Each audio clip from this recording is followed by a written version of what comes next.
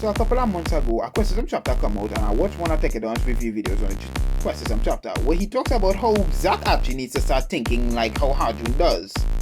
When Harjun obtains his transcendence, we actually see a flashback before that where he meets Zack, and Zack tells him it's okay if he loses, he could win next time. And in response to that, Harjun says, nah, I want to win all the time. In that video, Tekadon basically stated that that's how Zack needs to think, and that's really what's going to fix his character, what's going to complete his character. But now at the current point, I don't think that is true. In the latest Lookism chapter, we get to see Gongsup and Zack have, I wouldn't really say a talk, but Zack was mainly yelling at him on how Gongsup doesn't believe he can handle himself and how he can win his fights, where Gongsup just says, dude, I didn't show up to help you, I showed up to fulfill my deal with Daniel Park. That actually got me thinking about how kinda similar these two are. You see, what I mean is that there's this overwhelming narrative in Lookism about how the student is going to eventually become their master and then surpass them. It is that way for Daniel, it is that way for Hudson, and it is that way for Zack. And that got me thinking about the core of Gongsup's character and how he's always called this shitty monk.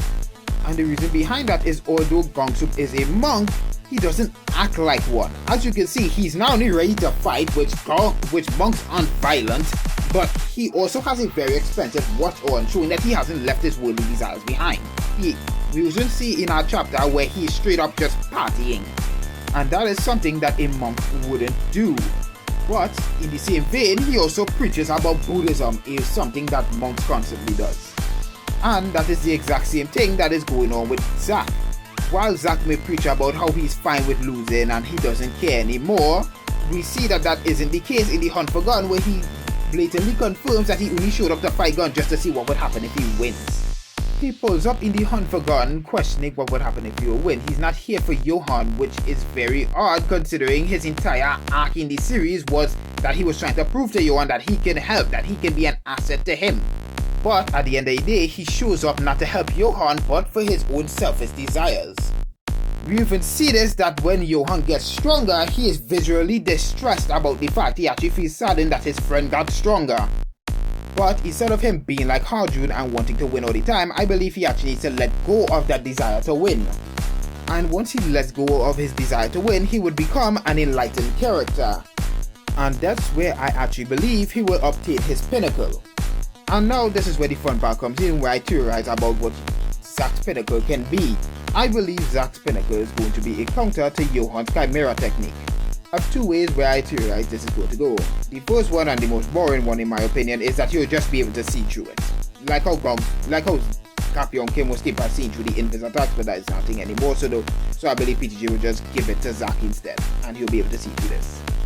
But I don't want it to be that, because I think that would be boring. Now this one is actually kind of just the most busted thing I can think of Zack getting, where he can just decide what Johan's attack is going to be. I believe Zack's pinnacle is going to be completely counter to Johan, where he can just decide what Johan's attack is going to be. He just makes a guess, oh, he's going to do an elbow, and it turns out to be an elbow. And that will be the way of him completely evening the playing field between him and Johan, where it just comes down to a fight on who's stronger, faster, more durable, and who's just overall the better fighter.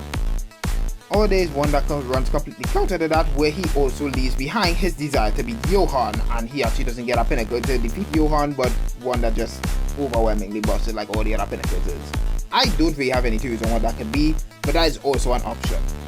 Anyway, that's all I really got to say for this video. Thank you for everyone who followed me on my TikTok, and if you want to see more of my Lookism content, my YouTube is right here. It's the same name I have on TikTok, and I also have it in my captions down here. So once again, thank you to everyone who followed me, subscribe to me on YouTube, do all that stuff, and I pray to God that tomorrow TikTok doesn't get banned, because hands down, this is my favorite app.